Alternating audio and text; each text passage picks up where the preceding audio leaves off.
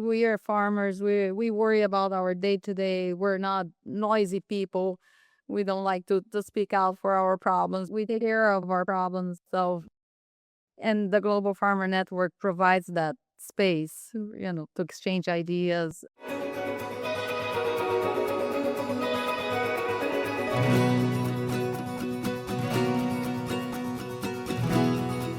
Hello and welcome to Illinois Corn TV. I'm your host, Shane Gray. Today we are joined by Yara de Geus, who currently is in Brazil. She is a Brazilian agronomist and has a very interesting story to tell, and is a current member of the Global Farmer Network, which is a very important and very interesting organization that, sets a goal to bring farmers of all different types and sizes and shapes from all over the world together to basically amplify the voice of agriculture, and if anything, to unite communities who all share in the same workload here. So, Yara, thank you for joining us today. Yeah, thanks for the opportunity. Great. Yeah, we were talking a little bit. It looks absolutely beautiful where you're at. I wish maybe I were in Brazil today compared to the way the weather is here in central Illinois. Absolutely. Nice and warm over here for sure. Hey, tell us a little bit about your farm in Brazil. I mean, what's your role on that farm, and what kind of things are going on in your operation? Yes, Shane. We have a family farm. So for many years, my father, he farmed in the southern part of Brazil. And at some point, he sold the farm down south to buy land in the northeastern part of Brazil, which was a growing area, lots of opportunities. So we were able to move over here it was 96 when we started this new farm. And so my parents lived there, opened it, they did all the work for 30 years. And 10 years ago, I decided to come back from United States where I was studying and working for a while to take care of the family business. So that's what I'm doing right now. Oh, that's great. And when you say the United States, was it Hawaii that you were located, or were you anywhere else in the United States? Actually, I was invited to go to United States to know the operations because I was still studying agronomy here in Brazil. And we had those investors that bought land in Brazil from Nebraska and Iowa. So they Oh invited yeah. me to go over. So I went to visit and all that. And later on, I had the opportunity to do an internship in Algona, Iowa with Pioneer Seeds. And from there, I just went to my master's over Iowa State. And from there, I went to Hawaii to work with Pioneer again. So it Oh, has that's it. been, That's very interesting. I know Pioneer, as far as a seed company and genetics, extremely yes. popular brand right here in our local area. But I got to be honest, I never really thought much about Pioneer being in Hawaii. So, can you give us a little bit of a rundown as far as what your role was there, or what kind of genetic studies were going on in Hawaii? Absolutely. Yeah. Hawaii has such an advantage of one being part of the United States and the climate that allows to multiply seed faster. So they have those breeding programs in the mainland, and then they multiply, they send the seed over to Hawaii, we multiply over there, advance the stages, send back to them over the breeders. So we're able to do that. We're able to grow almost three crops a year. Oh So we my. can increase seed three times during the year instead of one time in the mainland. Where do you think our genetics are going here in the next few years, or in the future? Well, I can speak for Brazil because our challenges for being a tropical area, I think things change so fast.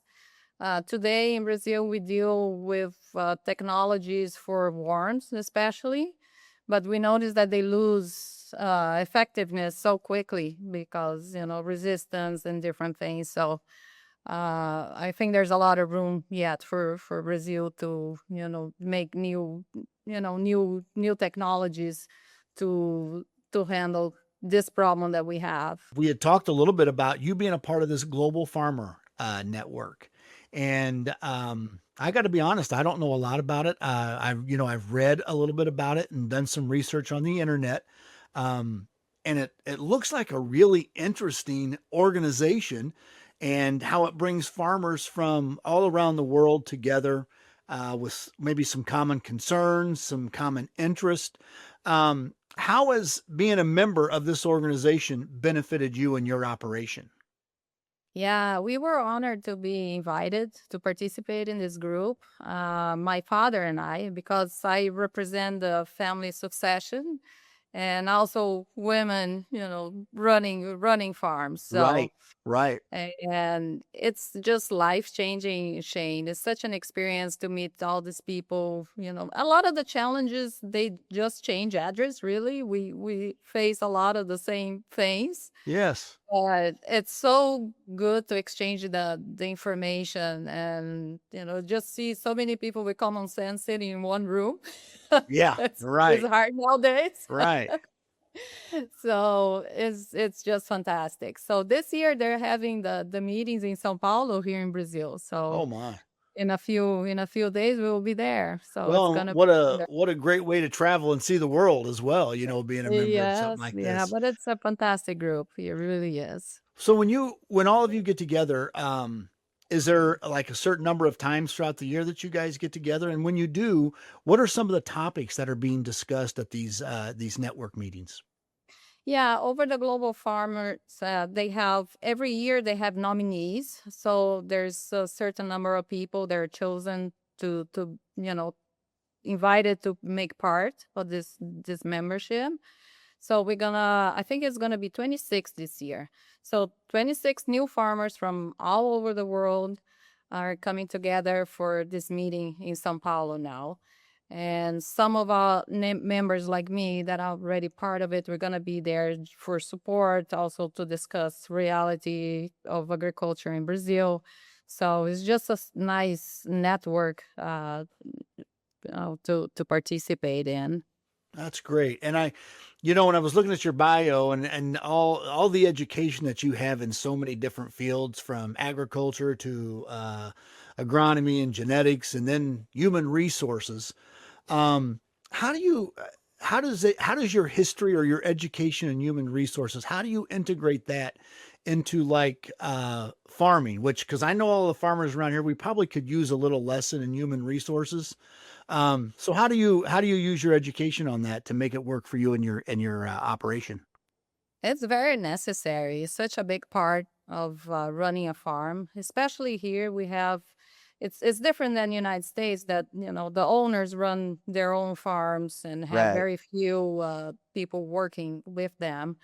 Over here, our farm, it's a 2,400-acre operation of crops, and we have cattle, and we have 35 people working with us. So Oh HR wow. is vital, right? To Yeah. to build teams, to give the right trainings, to have the right way to conduct a big group of people like that. Can you share with us a moment or experience that you've had or that made you realize, you wanted to dedicate your life to agriculture? I mean, living in Brazil now, having lived in Hawaii, I feel like the farthest thing from my mind would be going back to the farm or agriculture. So, what made you want to come back and take a major role in that? Shane, when my parents moved from the South, which it's completely developed, it's very similar to the Midwest, to this new area, to this remote place. I spent a few months with my father opening the land. We were camping out in the middle of nowhere, clearing land and doing all the things. And this was such an experience in my life that I really, connected me really to the land and to the work.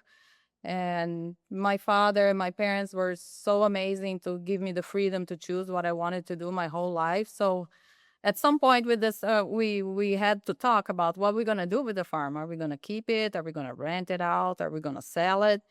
And I decided, no, I want to go back and take care of it. So it was a planned, transition, but I have no regrets at all. As far as the global farming network goes again, um, would you have any advice for people out there who aren't members of this organization, or younger people who are getting started, maybe even with a specialty crop or anything like that, that maybe they could use, or the Global Farming Network could help them benefit from that?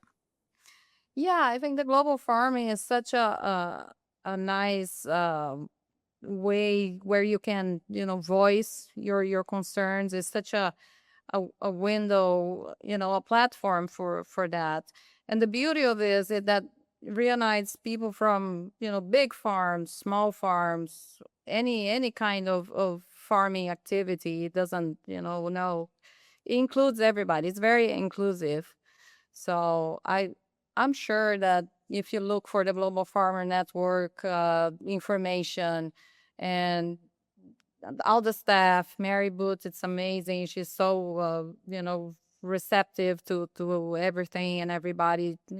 It's a great it's a great place to join for sure. It sounds like it. And I know this is maybe a little bit of a goofy story, but I come from a small town here in central Illinois of about 1,400 people. And we had an English teacher back in the day who had a sign that she hung up in her classroom, and it said, "Waverly is not the world." And, I would look at that and I'm like, I don't really know, what she's talking about. And then as my involvement in the corn industry and the Illinois Corn Growers Association, been able to travel a lot around the world. When you come back to the small town, because I still live here, it kind of like, what? Waverly really isn't the world. There's so much going on around us. I mean, there's so many things that we all have in common, and we just don't understand it unless you kind of get out of your comfort zone and get out there and see people and talk to people. And it sounds like the Global Farmer Network is just spot on with what a great place to be to help experience that. Yeah, it does because we are farmers. We worry about our day to day. We're not noisy people. We don't like to speak out for our problems. We take care of our problems. So, and the Global Farmer Network provides that space, to exchange ideas. Sounds like all of us farmers maybe need a little sign hanging up in our office that says Waverly's not the world or something. Not to be corny, but why do Global Farmer Network members think big? Why do I think big? Oh God, I'm so bad at this stuff. Wait till you hear this punchline. It says, because local to them means anywhere on earth. Oh, beautiful. Oh, Yeah. love that. I know a girl named Tara, I think, that wrote that. We'll have to give her a hard time about Oh, wonderful. Yeah. that. Well, Yara, I want to thank you for being on our show here today at Illinois Corn TV. It's always wonderful to talk to folks who have such a great experience, life experiences, and been around the world. Good luck to you on the farm in Brazil, and hopefully we can meet up and talk in person someday. Thank you very much. Absolutely. You're welcome to come visit Brazil too. So I would love to. Can't wait for the opportunity to do so. thank you very All right. much. Thank you, Yara.